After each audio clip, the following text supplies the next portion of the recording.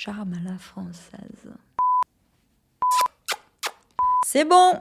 Salut et bienvenue chez Française com Amar. Moi, c'est Marcella et ici, on apprend le français à travers des contenus intéressants et authentiques. Aujourd'hui, on va parler d'un thème universel et intemporel, l'amour. Et surtout, on va répondre à une question que beaucoup de gens se posent.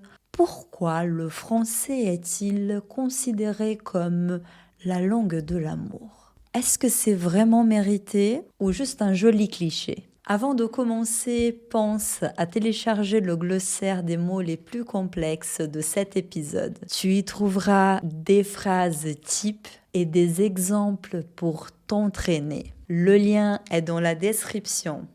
C'est une ressource idéale pour enrichir ton vocabulaire et affiner ta compréhension du français. Le français est souvent considéré comme la langue des sentiments, surtout de l'amour. Et cette réputation ne date pas d'hier.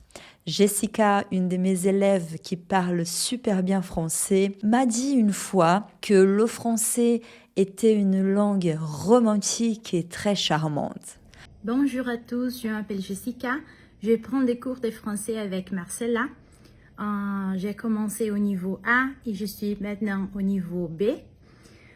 J'apprends beaucoup de vocabulaire grâce au matériel personnalisé que Marcella prépare. Et c'est tellement amusant apprendre sa langue que c'est romantique et très charmant. Merci beaucoup Marcella. Mais pourquoi perçoit-on le français comme une langue romantique? Pour répondre à cette question, il faut d'abord comprendre que l'adjectif romantique signifie sentimental, passionné, rêveur, sensible. Le français, avec sa richesse d'expression et de nuances pour parler des sentiments, s'accorde parfaitement à ces définitions. C'est une langue où les mots d'amour résonnent particulièrement bien. Je t'aime, mon amour ou ma chérie sont des expressions connues dans le monde entier et séduisent les oreilles de tous les étrangers.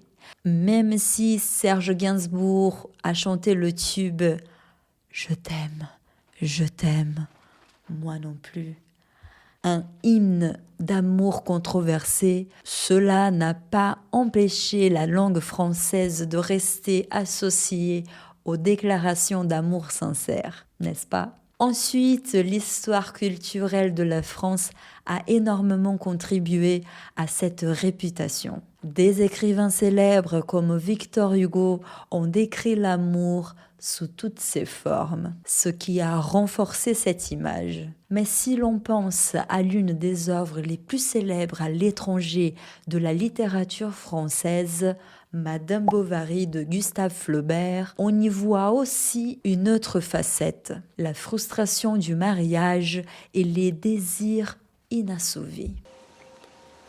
Je voudrais partir. Vous avez peur de moi. Pourtant, votre mari m'a dit que vous n'aviez peur de rien. Je n'ai pas envie de parler de mon mari. Mais moi non plus.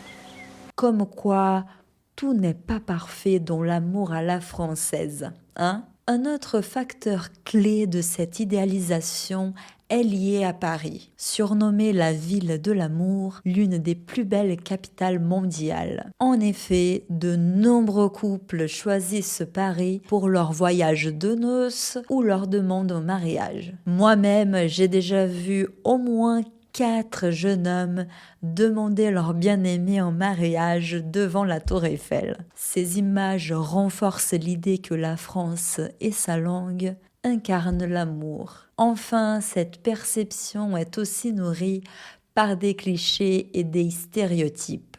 Le fameux charme à la française et le célèbre French kiss, ce baiser profond avec la langue qui, selon la légende, serait né en France, participe à cette composition. Cependant, il est important de reconnaître qu'en fait, l'amour peut s'exprimer avec autant de passion dans toutes les langues. Pourtant, il faut bien l'admettre, en français, cela sonne particulièrement bien, non? Si tu es d'accord, fais-moi savoir dans les commentaires.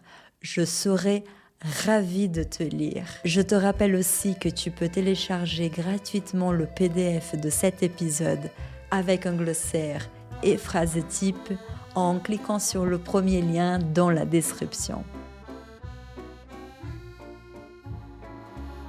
On se retrouve très bientôt pour de nouvelles aventures culturelles.